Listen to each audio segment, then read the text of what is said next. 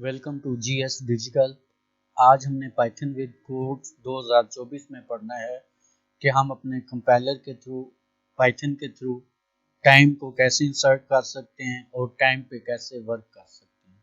इसके लिए आपको मुतलका जो टाइम आपके सिस्टम का करंट टाइम होगा वो शो करवाया जाएगा और उसी से आप डाटा शो कर सकते हैं। चलें लेक्चर की तरफ आते हैं। तो सबसे पहले आपने ये कोड क्या करना है कि इंपोर्ट की लाइब्रेरी है इसको इंसर्ट करना है। इंपोर्ट टाइम इंसर्ट करेंगे, इससे इंपोर्ट की लाइब्रेरी कंपाइलर में इंसर्ट हो जाएगी। उसके बाद क्या करना है, T equal to time dot start time.